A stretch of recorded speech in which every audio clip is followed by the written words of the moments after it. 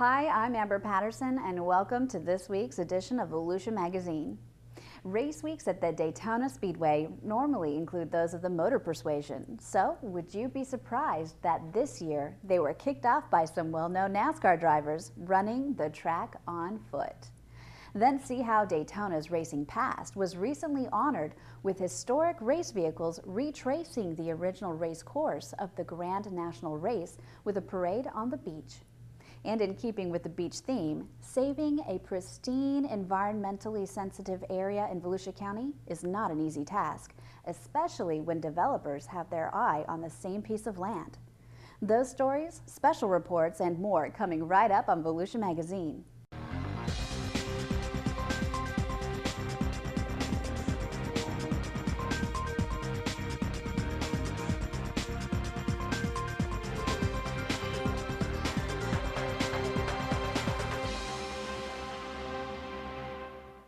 There was a chill in the air, but that didn't damper the excitement of the 2013 Daytona Beach Half Marathon last Sunday.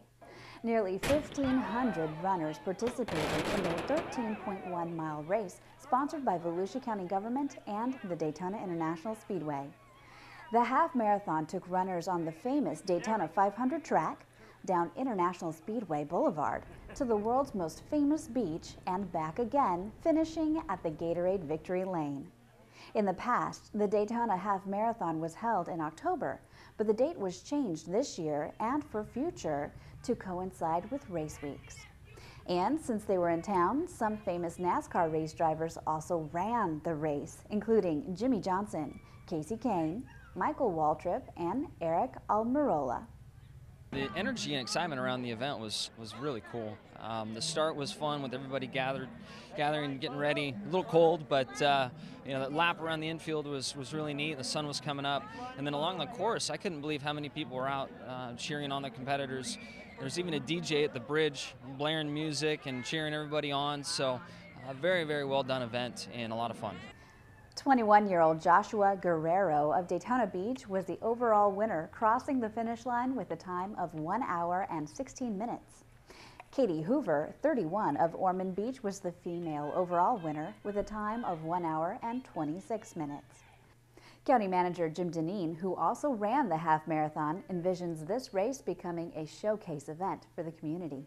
If you'd like to see the results of the race and how those famous NASCAR drivers did, visit DaytonaBeachHalf.com and click on Race Results.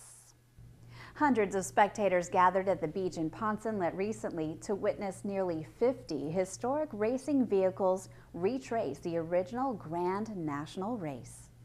Volusia County government, the town of Ponce Inlet, and Racing's North Turn restaurant partnered with the Living Legends of Auto Racing on the historic beach car parade. Volusia County Chair Jason Davis, along with NASCAR fan Hunter Ranley at his side, says historically there's a strong bond between Volusia County and NASCAR. This is one of the most important events. This is the history of racing in Daytona, the birthplace of NASCAR right here in beautiful Ponce Inlet, Florida. I got one of my fine friends here, one of the biggest race fans I've met today, Mr. Hunter. And of course, Volusia County, we are the home to the first race of NASCAR, where we have the Firecracker 400, great history on that, and also the International Speedway Boulevard, International Speedway organizations. They help our economy by creating a lot of jobs and bringing in a lot of revenue into our county. Residents and visitors lined South Atlantic Avenue and the beach to catch a glimpse of the vintage race cars, and with a traditional start from Hunter Ranley. 1, 2, 3. Ladies and gentlemen, start your engines. There you go. They once again ran down Atlantic Avenue, making that south turn onto the world's most famous beach, ending at the famed North Turn. This was the 4.1-mile course where the Grand National Race ran from 1948 until 1958, when they were relocated to the new Super Speedway, today now known as Daytona International Speedway. Russ Truelove was one of the drivers in the parade, and he also competed in the Grand National Race. Well, first of all, Vicki Wood is standing with me, and Vicki holds the women's speed record on the beach of 150 some odd miles an hour, Vicki. .375. Oh, .375. I qualified at 128.205, but her speed record was set in 1957? 58. 58, where I qualified for the race in 1956, fifth fastest at 128.205. Well, one thing about Daytona, if we go back in the 50s, when they mentioned Daytona, it was like talking about Indianapolis to anybody that liked to race.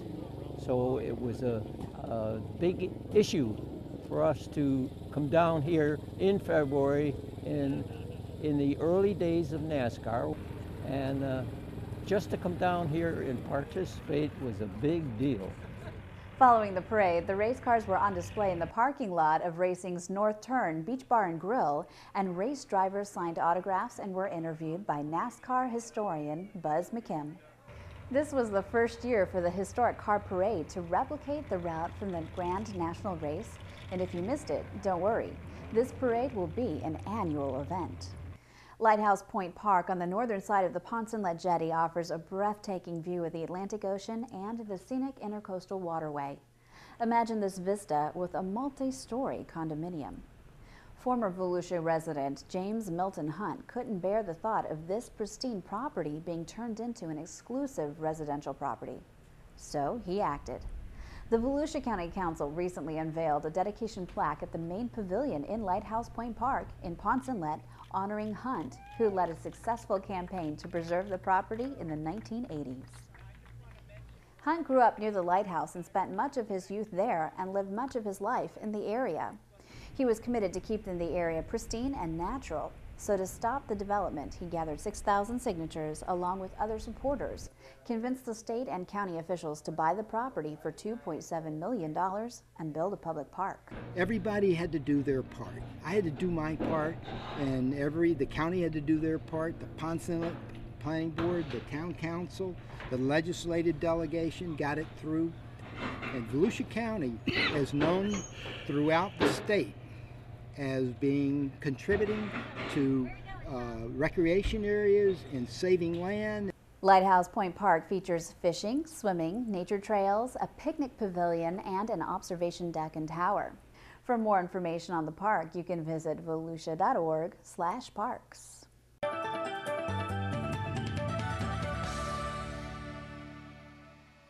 Hi, I'm Deb Denny's with the Volusia County Council, reminding you that there are more than books at the public library.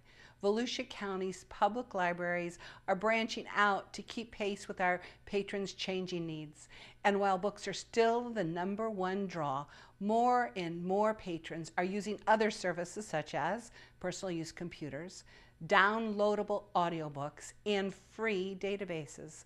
Our libraries also offer a variety of educational classes.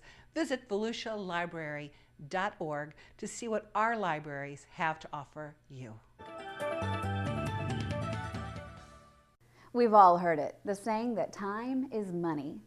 Well, that's no lie when it comes to one unique but timely convention held recently at the Daytona Beach Ocean Center. Business Beat reporter Michelle Coates takes us along for this insightful look.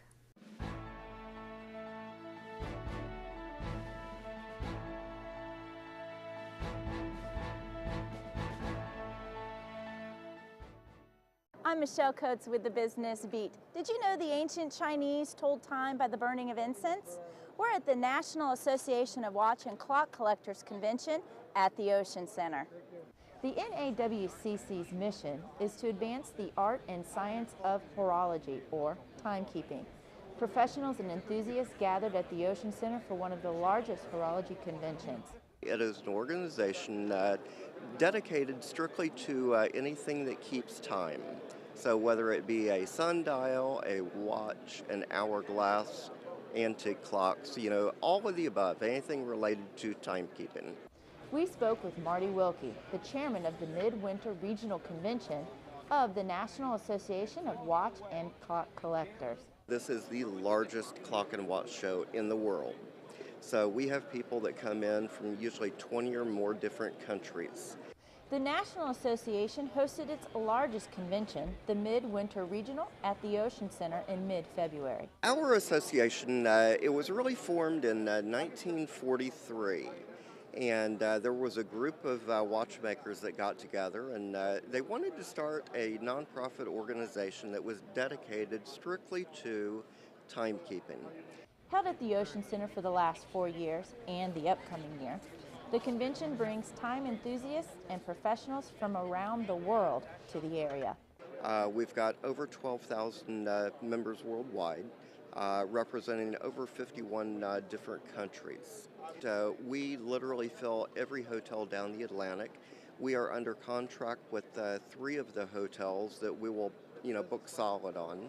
So it's very good for the Daytona area. We've got the convenience of the great facility here that we all love. We've got eating establishments all around the center. So it's just a wonderful venue, and because it is the biggest show, we do have a worldwide attraction. The association also partners with another group, the Worldwide Traders, which sponsors a watch, jewelry, and collectibles trade show preceding the National Association of Watch and Clock Collectors Convention. We spoke to Isaac Hanash, president of Worldwide Traders, about the trade show they hosted earlier in the week. We have a lot of the same members. The NAWCC's focus is mainly on the horology aspect of things, whereas our show includes fine jewelry, collectibles, wristwatches is more of the main focus of our show. The partnership at the Plaza, we've been putting our show there on there for 11 years now, consistently.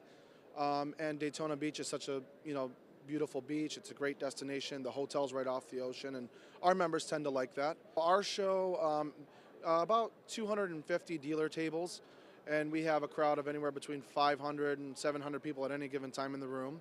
If you're interested in collecting clocks, watches, or other timepieces, then the National Association of Watch and Clock Collectors is a good place to learn and meet others who are interested in clocks and watches too. From minutes and seconds to sundials and atomic clocks to the seasons and years, the science of horology covers a lot of territory. From the Julian calendar to the Gregorian calendar, which cost us 11 days when the American colonies in England switched to it in 1752, the measurement of time is big business. Have you ever used the phrase, be ready in a jiffy? Well, you better watch out, because a jiffy is actually 1/100th of a second. Thanks for joining us today. I'm Michelle Coates with the Business Beat. And now let's join health reporter Stephanie Strong of the Volusia County Health Department for a look at a Health Literacy Week event recently held at Westside Elementary School.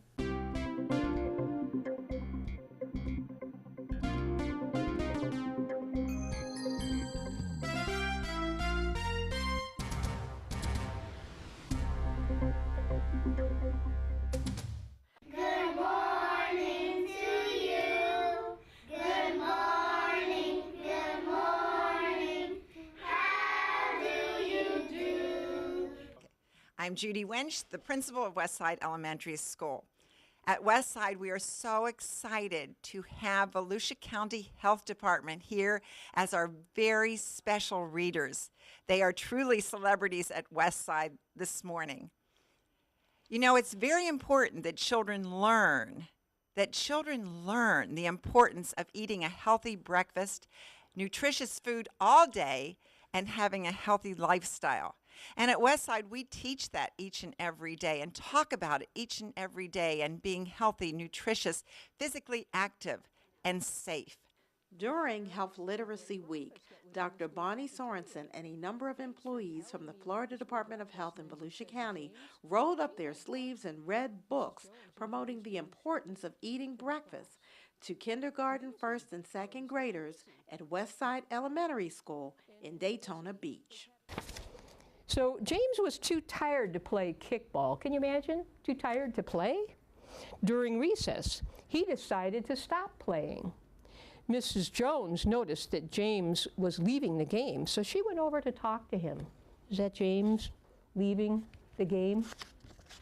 And he said, "Is something wrong?" asked Mrs. Jones. "No, ma'am, I'm just tired and hungry," said James. "Are you able to eat breakfast?" Mrs. Jones asked. "No, I don't have time before the school bus arrives." It's very important to have a healthy breakfast, and it's very important to be knowledgeable about being healthy. So when children learn how to be healthy, it improves their health literacy, their knowledge about how to eat healthy, how to behave healthy and be physically active and eat nutritiously. If you do not eat breakfast, oftentimes you don't have as much concentration, you're tired, and you really aren't prepared for what you need to do for that day. I am a West Side student, and I will be proud, be kind, and be the best that I can be. Well, the kids here are so great, and they were eager to learn. I was impressed that they wanted to read, and they all said they love reading. And they all learned that having a healthy breakfast is critical to start the day. What an educational experience for our children today. Thank you, Volusia County Health Department. Hands up high, hands down low, hands up high, hands down low. Now tell them how smart you are. Say, I'm smart. I'm smart. I'm smart. I'm smart. I'm very smart. I'm very smart. These smart children were eager to read books and learn about nutritious meals, a lesson that will last a lifetime. For Volusia Magazine, I'm Stephanie Strong, Public Information Officer for the Florida Department of Health in Volusia County. If you have any questions about this or any other health-related issues, you can always log on to volusiahealth.com. If you're looking for a rewarding summer job, pay close attention. Community Information Director Dave Byron is now in the studio with Volusia County Beach Patrol Captain Scott Petershon. They'll tell us how you can apply to be a summer lifeguard. Well, thanks, Amber, and hi, everyone. You know, one of the best summer jobs around for physically fit high school or college-age youths is being a Volusia County lifeguard. The Volusia County Beach Patrol is now recruiting for summer lifeguard positions, and we want to tell you how you can qualify. With us in the studio today is Beach Patrol Captain Scott Petershon. Scott, how you doing? Hey, Dave. How you doing? Seems hard to believe. Here we are, you know, still really in the winter months, but you're already moving toward recruiting for summer lifeguard positions. Hey, before we talk about the particulars, let's talk about the county's beach patrol in general. My understanding is your full-time personnel really have 3 certifications, which makes them somewhat unusual. Yeah, there's not a lot of agencies like ours anywhere in the world, actually. We're basically patterned after the California State Lifeguards. We are triple trained. We are lifeguards, emergency medical technicians, and law enforcement officers. Right. And for the diverse, you know, environment we have on the beach, it works out well. And when you bring in the summer lifeguards, they basically staff the towers and kind of augment during the busy summer months. Absolutely. In the off season, our full-time people are the lifeguards. They patrol. We staff some towers all year round. But when the population ramps up on the beach side, the towers go out the red chairs, and the majority of those towers are staffed and manned by part-timers. And you know, we've talked many times in the past. I remember it wasn't that many years ago where in one season you all made like over 5,500 rescues, so it can be really busy out there. It gets going sometimes. That was 2007, and we made close to 5,800 rescues, all-time high since we've been you know, keeping count. And I don't know what it was, a weather pattern or something, but it was a crazy summer.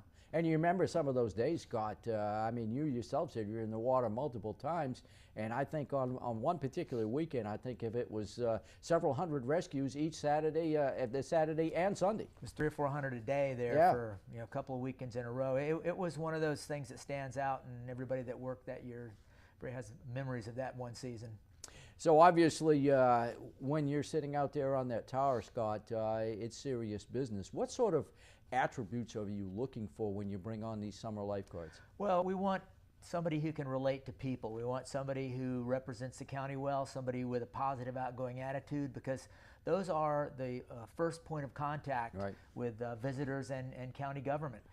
We need people that can stay awake and attentive, understand and accept the responsibilities of the job, and continue to pay attention for a full day, which is incredibly hard to do. It's definitely not for everybody.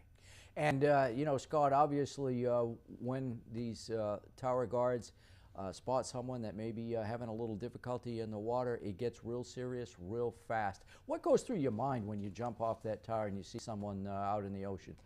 we kid around with the new hires. It's about 90% relaxation, low key, and then 10% of sheer panic when you realize somebody's in trouble. You get an adrenaline rush.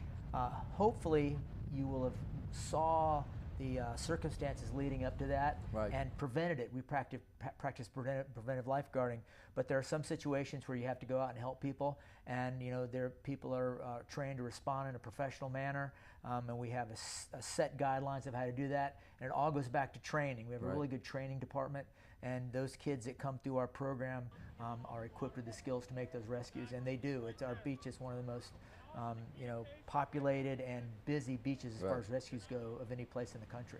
And I know you've told me this numerous times, if those guards up there, if there's any doubt whatsoever, they go. Absolutely. We would rather them walk up to somebody in waist-deep water that's not in trouble than the alternative is when something bad happens and we're looking for somebody lost in the surf. So our guards are trained to go with, if there's any doubt that person's okay, you go out and you check them out, and that's our motto. Just go whenever. Don't hesitate. I think it's fair to say that one of the reasons why the Volusia County Beach Patrol has really an international reputation for excellence is because you do stress training so stringently. What sort of training do these lifeguards go through? It's pretty hectic. The basic lifeguard class is about 44 hours. Half of that is in a classroom. The other half is doing practical skills on the beach. And then on top of that, there's another 44 hours of first responders, which is CPR, basic first aid. Everybody is trained at the first responder level. And then we do numerous drills and swim tests during the recruit class. The key to our training is the 500-meter swim, which is kind of the gold standard for all USLA certified departments. And that's 500 meters in 10 minutes or less. Everybody that is charged with making rescues in our organization has to be able to complete that task once a year or twice a year if you're full-time. And of course, if I'm not mistaken, during the day, either on company time or on their own time, people are constantly training. Running, swimming. Absolutely. We do during the summer months a drill. It's the beginning, the first thing of everybody's day. It keeps you confident in the water. We do all kinds of different things, runs and swims and various things with some of the equipment.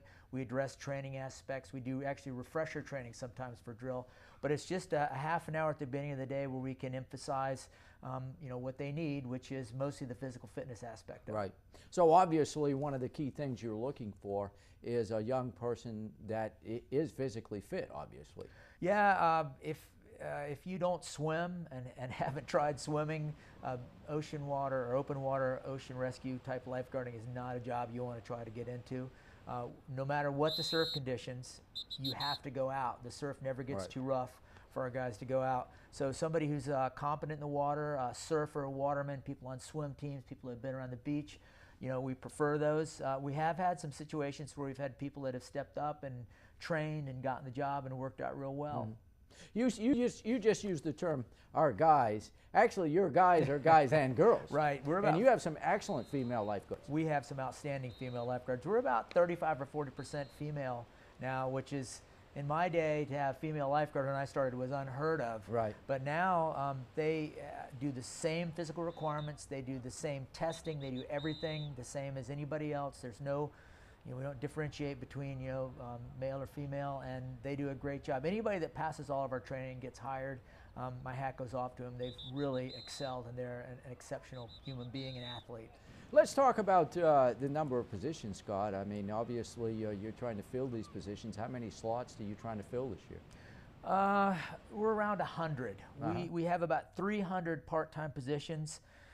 We keep 200 people come back, but we lose about a third every year. So there's about 100 positions which we rarely are to full capacity just because of the training requirements. But if depending on how our recruiting goes, we'll hire up to 100 and maybe even more than that if necessary, if people don't return that we're expecting to return. The ideal situation, I would think, for you is these younger people that come back year over year. I think we've talked about the fact they start, I think, now at age 17, and the ideal thing is they go all the way through college. Our best bang for the buck for the lifeguards is getting them You know, junior, senior, 17. This year you have to be 17 before June 1st to be hired by us. And then we get them that 1 or 2 years in high school and the first few years in college. Somebody who makes the first couple of years usually lasts about 4 or 5 years before they graduate college and move on to another career. And there are career opportunities with us too. So just about everybody that works for us full time started as a part-time lifeguard on a red tower. Yeah, that would include yourself. Absolutely. Hey Scott, so the pay's pretty good, huh? $9.37 to start, which is a really good part-time first job, and then with some additional training and your EMT certification, it's about $9.77 an hour.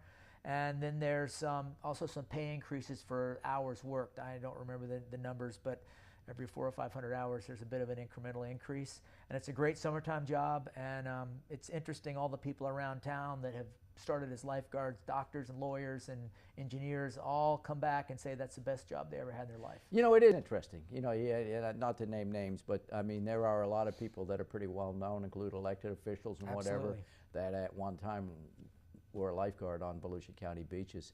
So Scott, I know you've got some tryouts upcoming. Yeah, we start the actual lifeguard training in March. And if you go to volusia.org/beaches, it'll give you the times and dates of the actual swim tryout to take the class. You have to pre-qualify to take the class. There's 4 or 5 weekend Saturdays at different pools around the county. You have to be able to swim the 500 meters in 11 minutes or less to take the class. And then we'll retest you over and over again until you either pass or wash out. Right. But to take the class, it's 500 meters in 11 minutes or less to be in the class, and those times and dates and locations are all posted on our website. So if you're thinking about doing it, you better start training now if you're not already training. You need to be swimming, and if you don't have computer access, you can dial 239-6414 and then hit 0, and a live operator will answer all your questions. That's 386-239-6414. Well, Scott, I want to thank you very much for sharing the information. Before you know it, we'll be in the heat of the summer and the beaches will be packed. So I guess you guys are getting ready right now. Right now, we've already got a crowd for this 500 now. The beaches, when I left, was beautiful and busy. And on a busy day, Scott, how many towers do you guys have open? Weekends, about 90. On the weekdays, about 70, give or take, depending on the staff at the time. We really max out around the 4th of July. And that's the peak, and after that it starts dropping off as far as employees start going back to school, taking vacations, that kind of stuff. Well, again, Scott, thanks for sharing the information with us. Thanks for having me. Do a great job over there, so appreciate you being with us. I appreciate it. Our guest today is Scott Petershon. He's a captain with the Volusia County Beach Patrol. And with that, Amber, we'll go back to you. Thanks, Dave, and thank you for watching Volusia Magazine. If you have any questions about our program, just give us a call at any of the numbers you see listed here, or you can log on to volusia.org. You can also watch the show online. Just go to volusia.org and click on the Volusia Magazine icon. And did you know you can view the County Council meeting calendar there too? You'll find out about meeting dates, activities, special events, topics of interest, and how you can participate. We hope you'll join us for the ultimate field trip, a play put on by Volusia County Library Services. It will be showing at the Museum of Arts and Sciences in Daytona Beach on Thursday, February 28th at 2 p.m. And last but not least, we hope you won't forget to listen to Volusia Today, Volusia County Government's public information radio broadcast. Volusia Today airs every Tuesday and Sunday mornings on the local radio stations you see on your screen. For Volusia Magazine, I'm Amber Patterson. See you next week.